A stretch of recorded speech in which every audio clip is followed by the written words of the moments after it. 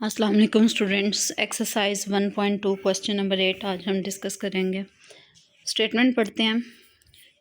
Find the square root of 13 minus 20 into 3 square root iota and represent them on an Argand diagram.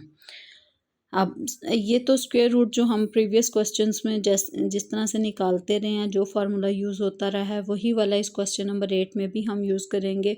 इसमें extra चीज़ क्या है आई है कि represent them on an Argand diagram. ठीक है, इट मीन्स इसको ग्राफिकली रिप्रेजेंट करना है। आर्गन डायग्राम का क्या मतलब होता है? जहाँ पे हम ऐसी डायग्राम जहाँ पे हम कॉम्प्लेक्स नंबर्स को रिप्रेजेंट करते हैं, उसको आप कहते हैं आर्गन डायग्राम। सबसे पहले तो हम इसका स्क्वायर रूट ही फाइंड आउट करते हैं, comparing with standard complex number z is equal to a plus iota b। दोनों को कंपेयर करेंगे तो रियल पार्ट क्या आ जाएगा 13 और इमेजिनरी पार्ट क्या आएगा एटा के अलावा -20 इंटू 3 स्क्वायर रूट। चूँकि इसके साथ माइनस मौजूद है तो इट मीन्स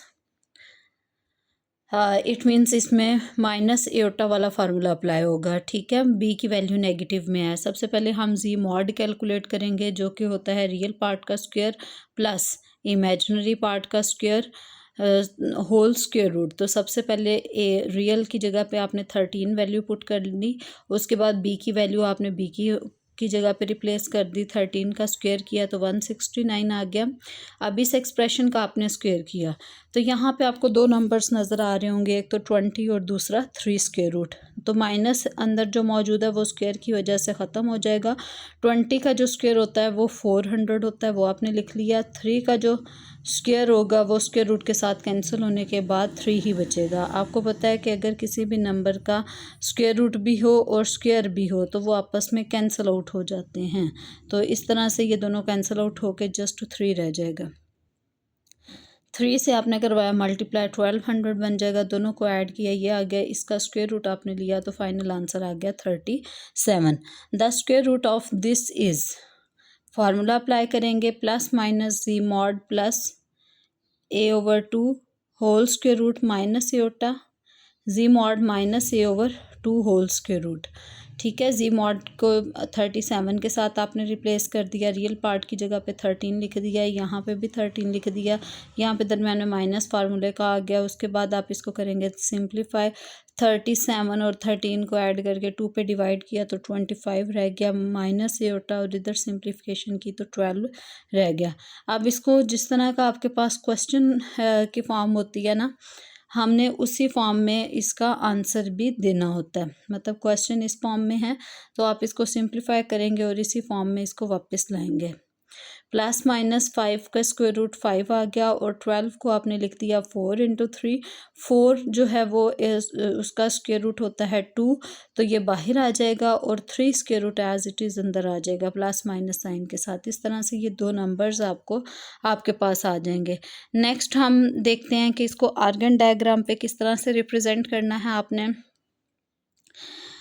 इसमें देखें कि एक प्लस साइन के साथ है और दूसरा माइनस साइन के साथ है। ठीक है, तो सबसे पहले आपने लिखा प्लस साइन के साथ।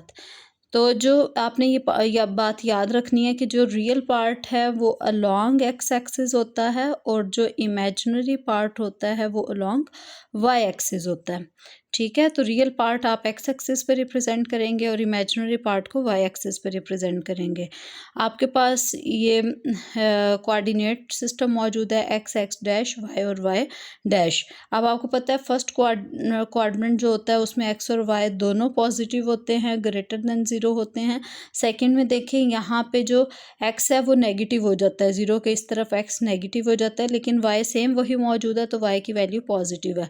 थर्ड वाले में एक्स ऑलरेडी नेगेटिव है, वाई की वैल्यू अब नीचे आ गई है तो ये भी नेगेटिव हो जाएगी। और फोर्थ वाले में वाई की वैल्यू भी नेगेटिव है और एक्स चूँकि इस तरफ मौजूद है तो वो क्या है पॉजिटिव है। तो इसके अकॉर्डिंग अगर आप देखें तो 5 क्या है पॉजिटिव है और जो इमेजिनरी पार्ट है वो नेगेटिव है। मीन्स रियल पार्ट आपका पॉजिटिव है, इमेजिनरी पार्ट आपका नेगेटिव है, तो ये नंबर किस में लाई करेगा फोर्थ क्वाड्रेंट में। तो आपने इस नंबर को कहा कि फोर्थ क्वाड्रेंट में लाई कर रहा है। फोर्थ क्वाड्रेंट में आपके पास थीटा आ जाएगा -34.7 डिग्री। अब इसका मतलब क्या है कि आपने एक तो लेना है इसमें 5 आपने 5 को आपने रिप्रेजेंट कर लेना है इस पे, और सेकंड वाला जो आपने अलॉन्ग वाई एक्सिस लेना है वो 2 × 3 स्क्वायर रूट लेना है।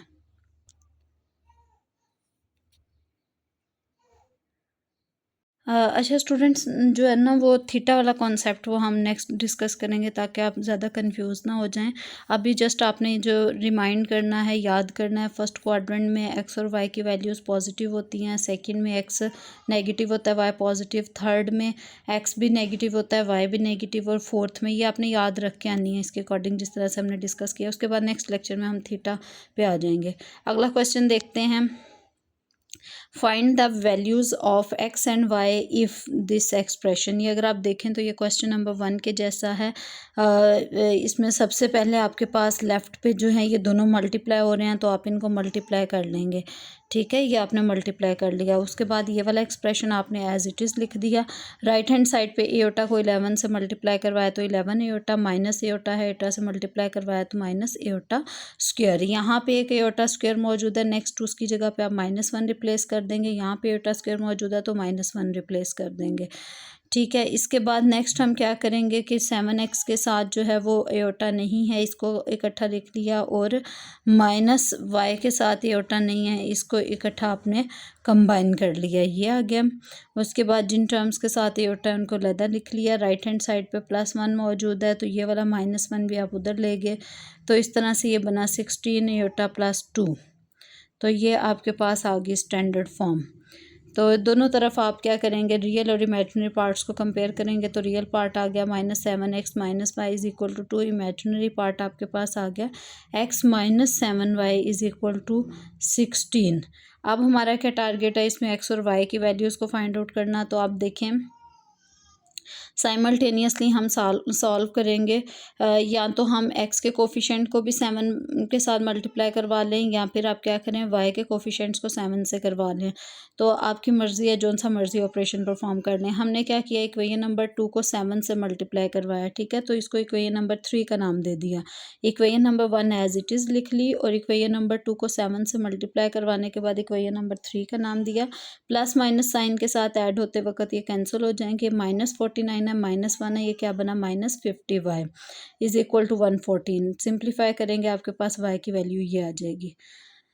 नेक्स्ट आपने क्या करना है कि y की वैल्यू को 1 2 में से किसी भी इक्वेशन में आपने पुट कर लेना है, तो आपके पास किसकी वैल्यू आ जाएगी, x की वैल्यू आ जाएगी। आपने इक्वेशन नंबर 2 में पुट किया, y की जगह पे आपने उसकी वैल्यू पुट कर दी जो कि ये है। इसको सिंप्लीफाई किया। सिंप्लीफाई कैसे किया, आपने एलसीएम ले लिया, ठीक है। दरम्यान में प्लस आ रहा है, आपकी मर्ज़ी है, आप चाहे तो पहले डिवाइड कर लें, क्योंकि पूरा पूरा डिवाइड नहीं हो रहा तो आपने एलसीएम ले लिया। 25 एलसीएम आया, -57 × 7 एज इट इज़ आ गया। इसके ओवर में 25 मौजूद नहीं है बल्कि 1 मौजूद है। तो 25 ये 25 को आपने 16 से मल्टीप्लाई किया, 400 आ गया। दोनों को ऐड करने के बाद डिवाइड करेंगे, ये 1/25 आ जाएगा, और ये आपकी एक्स और वाई की रिक्वायर्ड वैल्यूज़ हैं। थीटा का कॉन्सेप्ट इंशाल्लाह कल हम डिटेल में डिस्कस करेंगे। आज जस्ट आप उसके जो हैं वो क्वाड्रेंट्स याद करके हैं, quadrant first, second, third, fourth, और उसमें एक्स और वाई की वैल्यूज़ किस टाइप की होंगी। ओके बच्चों, अल्लाह हाफिज़।